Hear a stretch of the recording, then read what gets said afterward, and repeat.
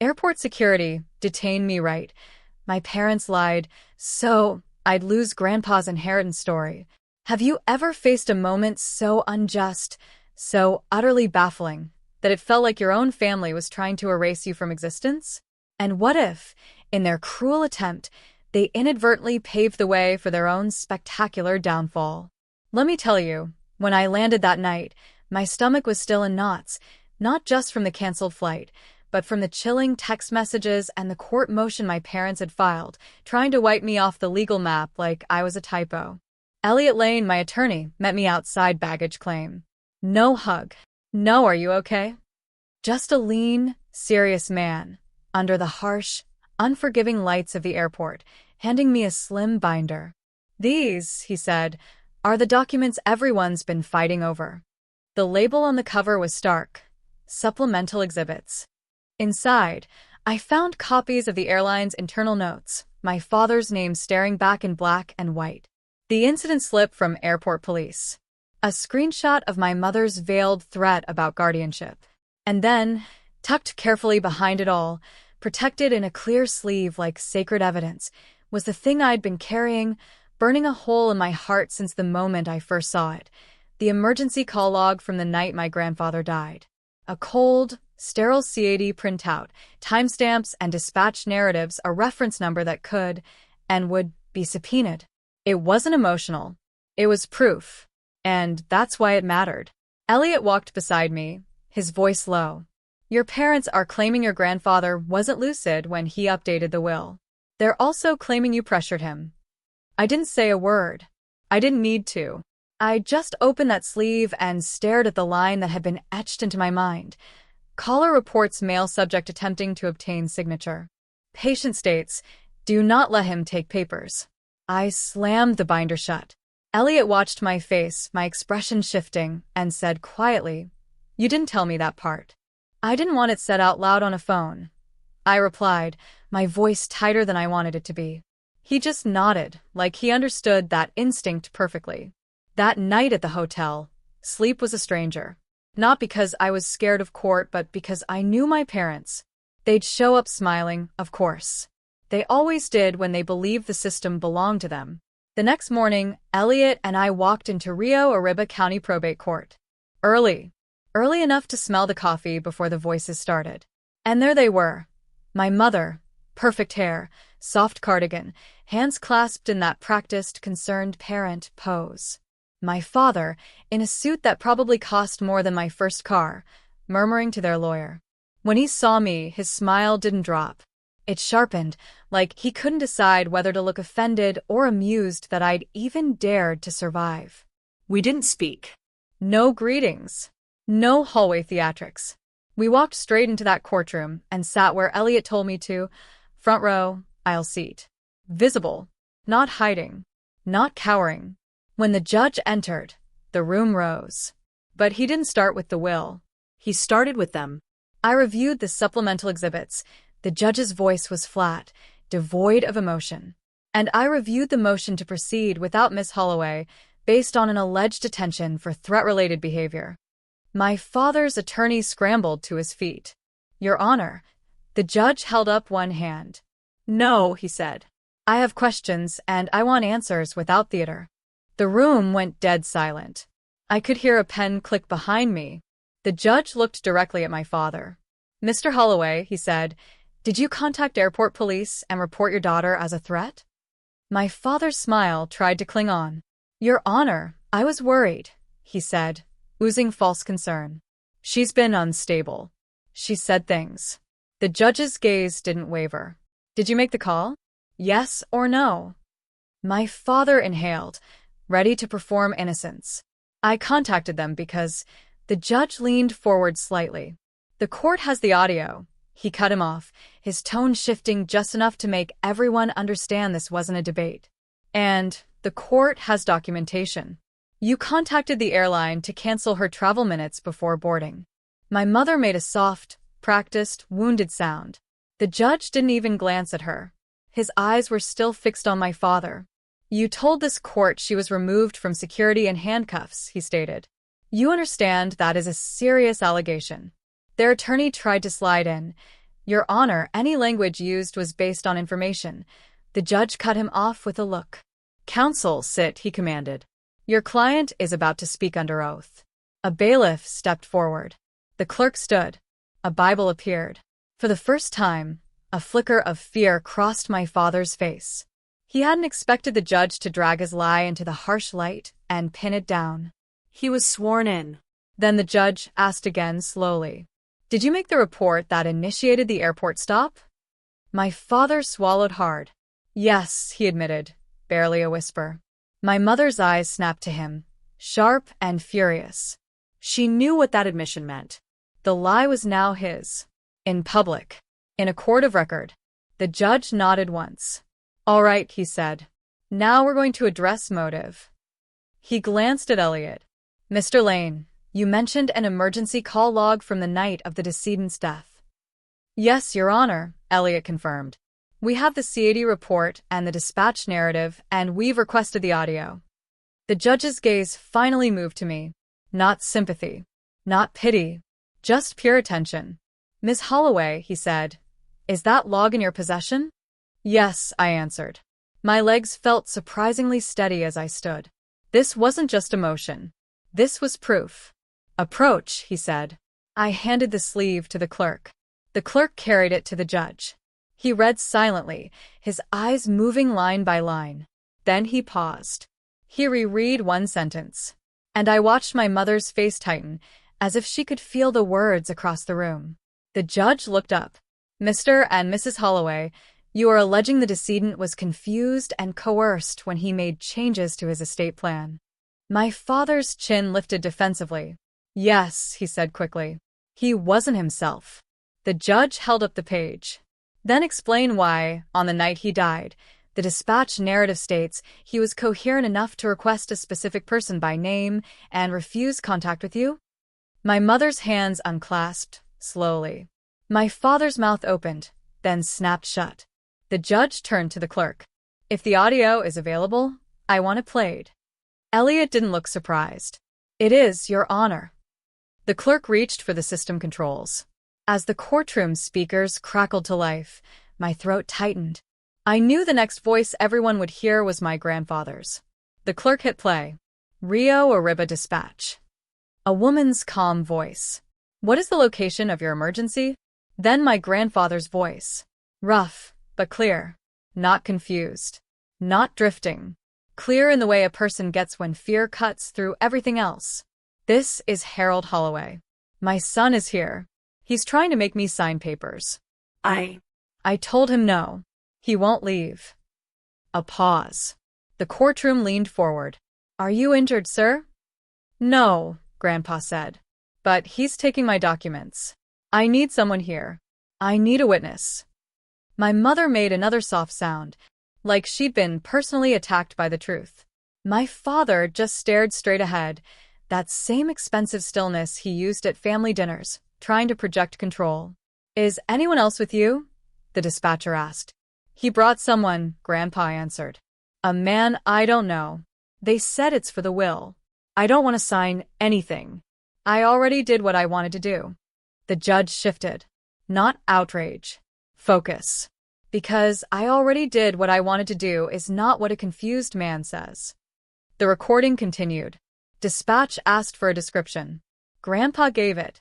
Then, quieter, he added, please tell them not to take my papers. A beat later, another voice in the background. My father's voice. Close and controlled, the kind he uses when he wants to sound reasonable while applying pressure. Dad, stop making this dramatic. You're not well. You don't even remember what you signed. Grandpa replied immediately. No hesitation. I remember exactly what I signed, he said.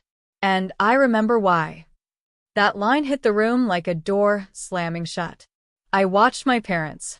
My mother's hands were clenched now, knuckles white. My father's jaw ticked once. Their attorney, the smooth one, stared at the counsel table like he wished he could disappear under it. Sir, the dispatcher asked, do you feel threatened? Grandpa paused, then said something that made my throat tighten. Even now. I feel cornered, he said. They're trying to take my life and turn it into their money. The judge held perfectly still. The audio continued until the dispatcher said units were en route. Then Grandpa's voice again, softer, almost tired. "Please," he said, "get them out of my house." The clerk stopped the recording. Silence. Not the kind where people wait for someone else to react. The kind where the room understands the story just rewrote itself. The judge looked up, eyes fixed on my father.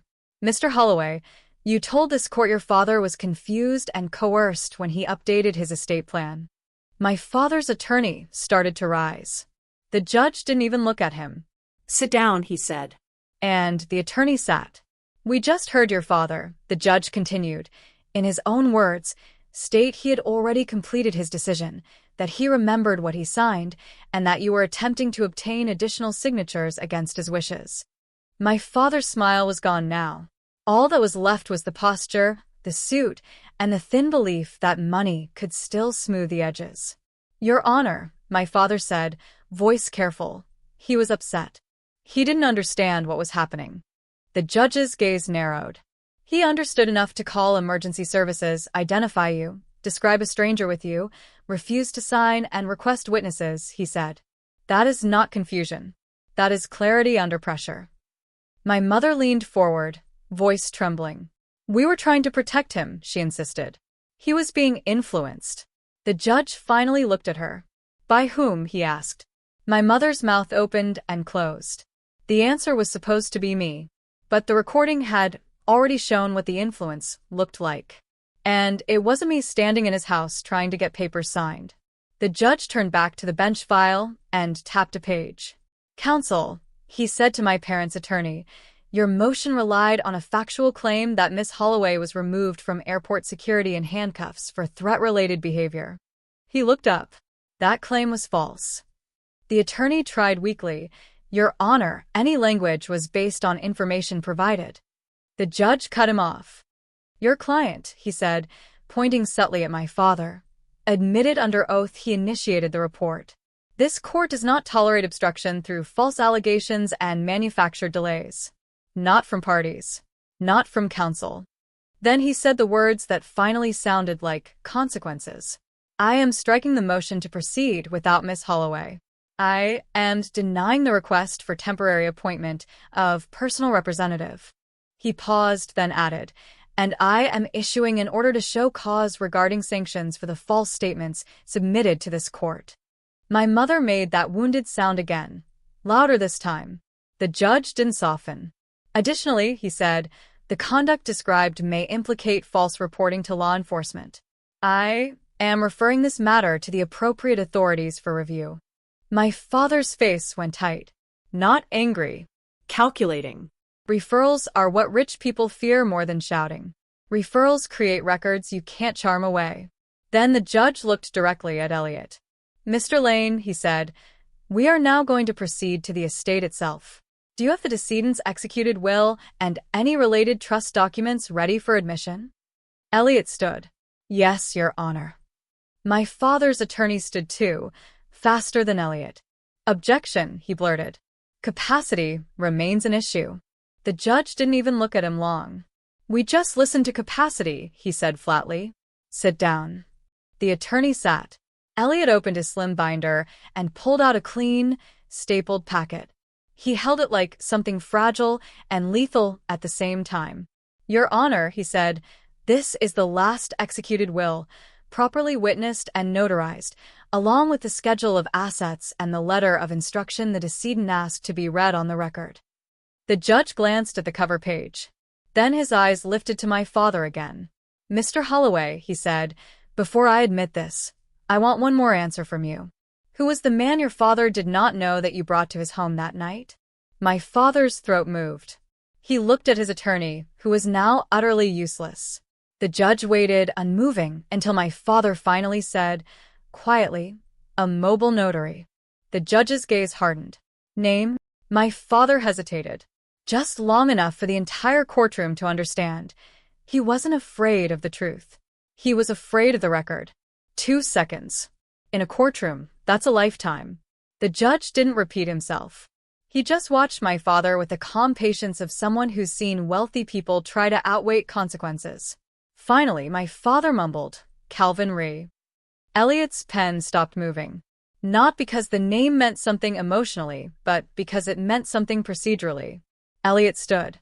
Your Honor, he said, voice steady. May I be heard on that? The judge nodded. Go ahead. Elliot flipped to a tab in his binder. We ran the notary commission number listed on the document opposing counsel attached to their motion last week.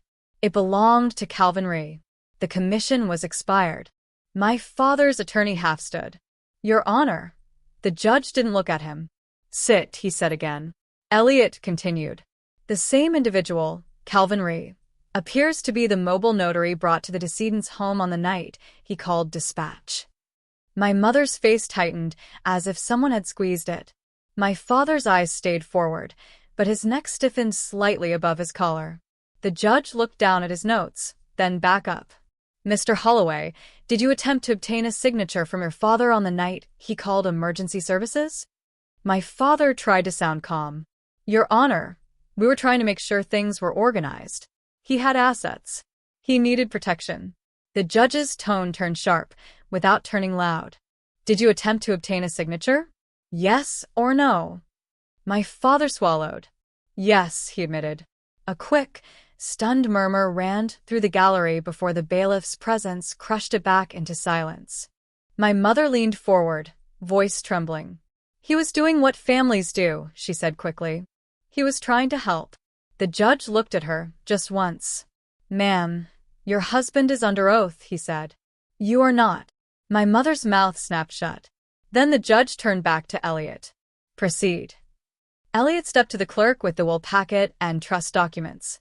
The clerk marked them as exhibits with the quiet efficiency of someone with no personal interest in your family drama. Elliot returned to the podium. Your Honor, the decedent's estate plan consists of a pour-over will and a revocable trust executed in 2009. The year hit the room.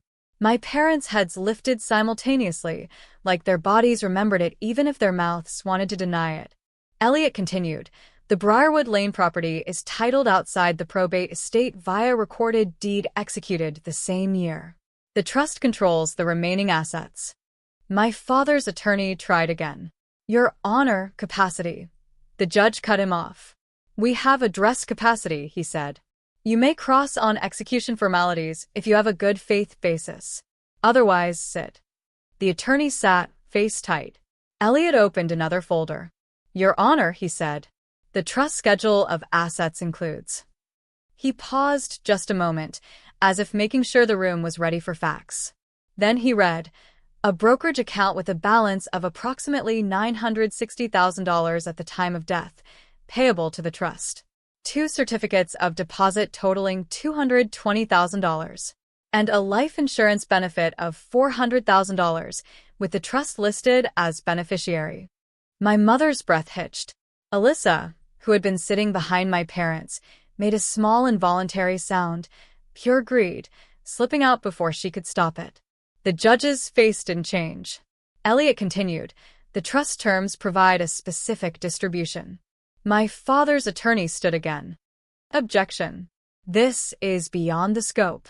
The judge's gaze snapped to him. Counsel, he said, sit down before you make this worse. The attorney sat. Elliot looked directly at the judge. Your Honor, under Article 4, the trust distributes the Briarwood Lane remainder interest, and the trust proceeds to Marin Hale as primary beneficiary.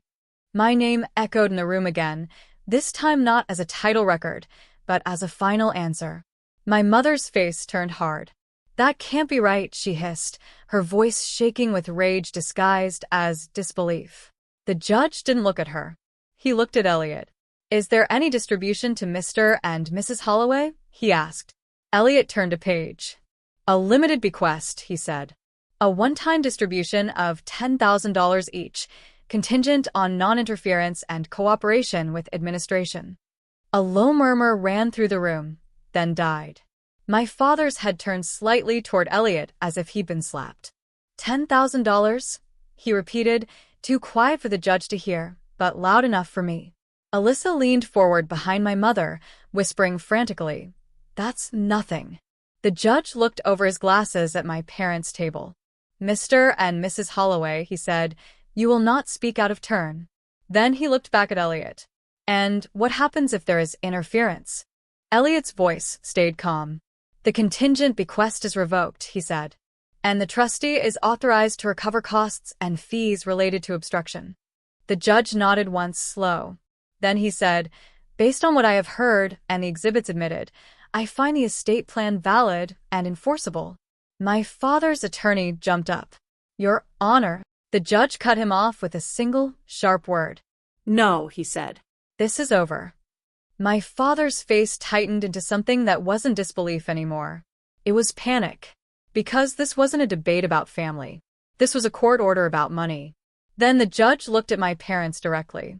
And given today's conduct, he added, his voice colder, I am ordering that the contingent bequest to Grant and Linda Holloway are held pending the sanctions hearing. You will not touch estate assets. My mother made a strangled sound. My father stood abruptly, furious. Now this is theft, he snapped. She manipulated him. The bailiff stepped forward. The judge leaned in. Mr. Holloway, he said, sit down. If you continue, you will be held in contempt. My father sat. And in that moment, something shifted in my chest. I realized they weren't losing the estate because I fought harder. They were losing it because my grandfather had built a plan, documented his reasons, and the record did what family never did. It protected me. But the judge wasn't finished. He looked at the clerk, said an order to show cause hearing for sanctions, and forward the false reporting materials to the appropriate agency. Then he looked at Elliot. Mr. Lane, who is named trustee? Elliot didn't hesitate. My firm, he answered, and as co-trustee, a corporate fiduciary. My father's eyes snapped up. Now he understood the real punishment. He wasn't just cut out. He was cut off from control. The judge nodded once. Good, he said. Then the administration proceeds, without family interference. He banged the gavel. Not loud, just final. Court adjourned. My mother didn't wait for the hallway. As soon as we stood, she hissed my name like it was a curse. Marin, she spat. You think you've won? I turned toward her slowly. And for the first time that day, I let my voice carry just enough for the people nearby to hear. I didn't win, I said. Grandpa did. My father stepped forward, face tight with anger and humiliation. You're not leaving this courthouse with that money, he threatened. Elliot moved slightly between us, not touching my father, just a calm presence. Mr. Holloway, he said, threats after an order to show cause are not wise. My father's eyes flicked to Elliot's badge, then away. Then a deputy approached our group. Not fast, not dramatic, just direct. Mr. Holloway, he asked. My father turned. The deputy held a paper. The judge asked me to serve you, he said. My father's smile tried to come back. It failed. The top line of the paper wasn't about the trust. It was about something else entirely. It read, Notice of investigation. False reporting. And my father's face changed as he realized today wasn't the end. It was the beginning of consequences he couldn't buy. The deputy didn't argue. He just held the paper steady until my father finally took it. Sign here, acknowledging receipt, the deputy said. My father's pen hovered, like he thought refusing would erase the ink. Then he signed, jaw tight, and shoved the paper back as if it burned. Elliot leaned toward me and murmured, Stay close. Don't say anything to them in the hallway. I nodded. As we stepped out of the courtroom, my mother moved fast. Too fast for grief. Too fast for innocence. She cut across the corridor and got in front of me, blocking my path, as if she still had the right to position my body. Listen to me, she said, voice low and sharp. You're going to fix this. I didn't answer. Behind her, Alyssa hovered with her phone, already composing the family version of events. My father came up beside my mother, his smile completely stripped off now. You think you're clever, he said quietly. But you just made yourself a target. Elliot stepped slightly between us again, just occupying space, with the kind of calm that makes threats look childish. Mr. Holloway, he said, you were just served a notice of investigation for false reporting. You should stop speaking. My father's eyes flicked to Elliot, then to me again. You're not leaving with control, he said. I will appeal. I will contest. I will bury you in filings. Elliot didn't flinch. You can file anything you want, he said. It won't change title, and it won't change the audio we just played. My mother's face tightened. Audio can be manipulated, she snapped. Elliot's gaze stayed level. Not dispatch recordings pulled by subpoena, he said. The corridor suddenly felt smaller, like the building itself was tired of them. We moved toward the clerk's office to schedule the sanctions hearing. I could hear my parents' footsteps behind us, not following like family, but following like predators who didn't know what else to do now that the hunt had failed. At the clerk's window, Elliot spoke quietly, confirming dates, confirming orders, confirming that the court's referral would be transmitted. That's when I heard my father say my name again, louder this time, for an audience. Marin, he called, letting other people in the hallway turn their heads. You're going to regret humiliating your mother at your grandfather's funeral. I turned slowly and met his eyes. And because you all wanted clarity, because you all wanted the ending to feel real, I'm going to be precise right here. At the airport, my ID still carried my old name from before my divorce. Nina Holloway. That's why you heard Nina Holloway in the incident slip. In court, my legal name is the one on the deed. In the trust, Marin Hale. The name my grandfather recorded and protected. 2 names on paper. 1 person standing in front of them. And that distinction mattered. Because the record proved I wasn't hiding. My father was. I looked at him and said, calm and flat. You humiliated me. I just brought proof. My mother's mouth opened, and for a second, she didn't know which mask to wear, hurt mother or angry controller. Then she chose anger. You're dead to us, she hissed. I didn't answer her. Elliot's phone buzzed, and I watched his expression change as he read the screen. What is it? I asked quietly. He held the phone closer, so I could see the caller ID. Special Agent R. Pacheco, State Investigations Unit. Elliot answered on speaker, because he knew better than to let this become hearsay. Lane, he said. Go ahead. A man's voice came through, professional and clipped. Mr. Lane, I'm calling in relation to the false reporting referral and associated documentation. I understand your client is present at the courthouse. We are, Elliot replied. I'm on site, the agent said. I'd like to speak with Miss Hale and also make contact with Mr. Grant Holloway.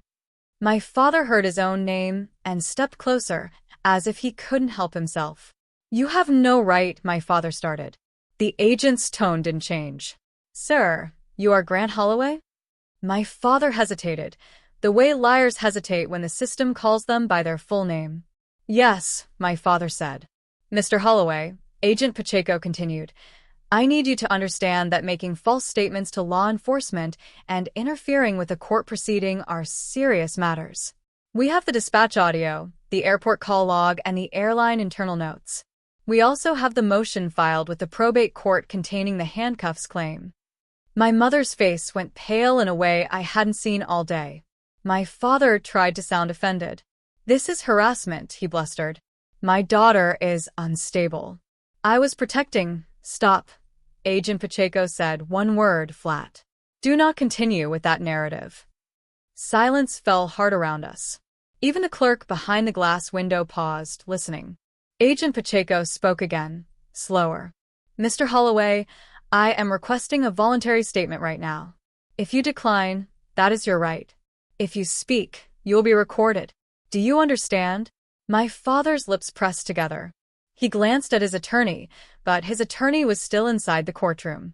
For once, my father didn't have someone ready to translate consequences into comfort. Elliot said quietly, Grant, say nothing. My father ignored him because of course he did. I want this on record, my father said. She manipulated my father. She manipulated the court. Agent Pacheco cut him off again. Mr. Holloway, he said, this is now the record. You were identified as the reporting party by airport police via call log and audio.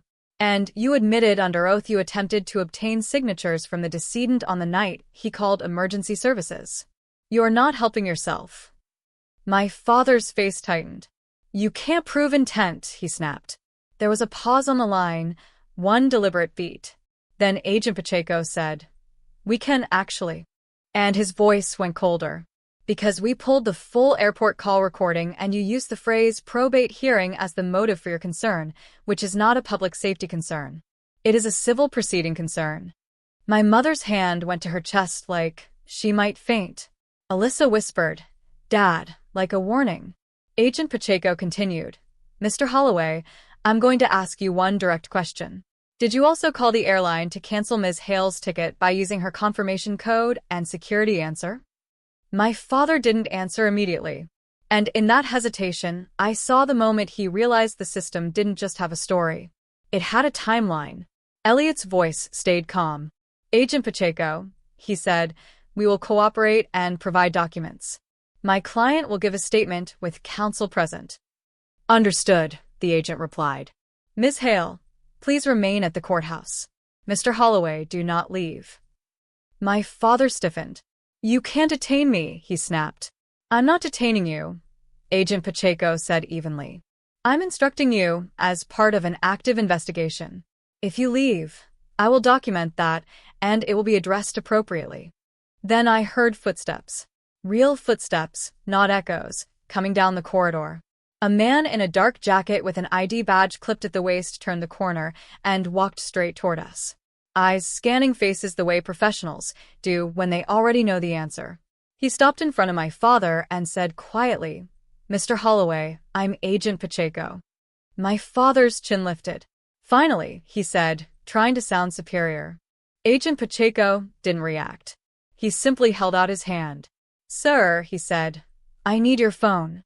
My father's first instinct was to act offended, like dignity could block procedure. "You don't get to take my property," he said loud enough for heads to turn. Pacheco didn't match his volume. He didn't argue either. He simply nodded once, a nod like my father had just confirmed the exact personality profile he expected. "I'm not taking your property," Pacheco said. "I'm requesting voluntary access as part of an active investigation that was referred by a judge based on recordings and filings that already exist. If you refuse, I'll document the refusal and apply for a warrant. That process will not be comfortable for you." My mother stepped in fast, voice syrupy. "Agent, there's been a misunderstanding. We're a good family." Pacheco didn't even look at her. "Ma'am, I'm speaking to Mr. Holloway." My father's nostrils flared. Then he did the thing arrogant people always do when the room stops believing them. He decided to prove he was right. He pulled his phone from his pocket, unlocked it with his thumb, and shoved it toward Pacheco like it was a challenge. "Here," he snarled. "Look. You'll find nothing." Pacheco took it with 2 fingers, calm, and immediately opened the call history. He didn't scroll fast. He didn't rush. He let the screen do the talking. Then he looked up at my father and said quietly, "Delta Customer Service." My father blinked. "What?" Pacheco angled the phone so my father could see the time. "Call placed at 8:41 a.m., Pacheco said. "Duration 12 minutes. That's the same window your daughter's itinerary was canceled per customer request." My father's jaw tightened. "I call airlines all the time," he snapped. Pacheco didn't react. He tapped the next entry. "Airport Police non-emergency line," he said. Then another. "Dispatch," he added. Twice. "I've dropped calls before they connected." My mother's face went pale in the exact way it did when her lies got pinned to paper. Pacheco kept going, tapping into the text thread labeled Alyssa. He didn't need to read it out loud. The screen lit his face while he scanned, and I watched my sister's expression shift from smug to panicked as she realized her own words were about to become evidence. Pacheco looked up. "Your daughter sent you the confirmation code?" he asked my father. Alyssa's voice jumped in, high and sharp. "No, that's—" Pacheco cut her off without raising his voice. "Ma'am, don't," he said. "If you speak, you may be interviewed. If you lie, you may be charged." Alyssa's mouth snapped shut. Pacheco tapped one more item, then held the phone up slightly like he wanted everyone to understand this wasn't about opinions anymore. "There's also a draft note," he said, eyes on my father. "A typed script. You wrote it." My father's face tightened. "What script?" Pacheco read one line. Just one. because he didn't have to read more to end the argument. Mention probate hearing to justify urgency, he said, which is not a public safety concern. The hallway went quiet in a different way than before. Not shock. Recognition. My father opened his mouth, but nothing intelligent came out. Pacheco handed the phone back like it was suddenly heavy. Mr. Holloway, he said, you're being served with a preservation notice. Do not delete anything. Do not factory reset. Do not lose this phone. If you do, that becomes obstruction. He pulled out a card and handed it to Elliot. I'll coordinate through counsel, he said. I'll also be requesting records directly from the airline and dispatch. My father tried to regain control with volume. This is absurd, he snapped. She manipulated. Pacheco's eyes stayed flat. Sir, he said, you don't get to keep saying that after we've got your calls, your drafts, and your sworn testimony. Then he turned slightly professional again. Ms. Hale, he said to me, if you're willing, I'll take a statement now. Short facts, then you go home. I nodded. Yes, I said. My statement took 7 minutes. Dates, times, what happened at security, the airline desk, the motion, the audio, the threats. No adjectives. No therapy. Just a timeline. When I finished, Pacheco nodded once. Thank you, he said. That's exactly what we need. My father watched the whole thing like he was trying to memorize the moment to rewrite later. But the system doesn't care how good your rewrite is when the original is recorded. 3 weeks later, the judge held the sanctions hearing. My parents showed up with a different posture. Less swagger, more caution. Their attorneys spoke less. Elliot spoke more. The judge didn't yell, he didn't need to. He issued sanctions for the false filings, ordered my parents to pay attorneys' fees related to the obstruction, and, most satisfying of all, ruled that their contingent bequests were revoked due to interference. $10,000 each. Gone. Not because I begged, but because my grandfather anticipated them, wrote conditions, and the court enforced what he wrote. As for the estate, the trust assets were administered without them touching a dollar. The corporate fiduciary took over alongside Elliot's firm. And within the month, the accounts were transferred exactly as the document said, roughly $1.5 million in total assets passing through the trust structure, with the house already outside probate and protected by title. My parents filed threats and texts. They hinted at appeals. They tried to recruit relatives as flying monkeys. None of it mattered, because they weren't fighting me anymore. They were fighting records, orders, and institutions that don't care who brings potato salad to Christmas. And the thing you all asked about, the documents I carried, they were never secret magic. They were simple proof, an emergency call log and audio showing my grandfather was clear, aware, and asking for protection from the very people claiming to protect him. That's what ended it. Not a speech. Not a dramatic confession. A timestamp. A voice. A judge who refused to be used. I went back to Briarwood Lane and changed the locks again, even though I didn't have to. I sat at my grandfather's kitchen table once, just once, and let the quiet settle. Then I put the folder in a safe. Not because I planned to relive it, but because some families never stop trying. And I'd learned the only language they can't rewrite. The record. That's how it ended. The court didn't buy their story. The record spoke louder than they ever could, and they walked out with nothing but consequences. So, tell me, after hearing all that, what did you think of the ending? Was it satisfying enough for you? Or would you have handled things differently? Drop your thoughts in the comments below. I genuinely want to know. If you enjoyed this story, make sure to leave a like, subscribe, and turn on notifications so you don't miss what comes next.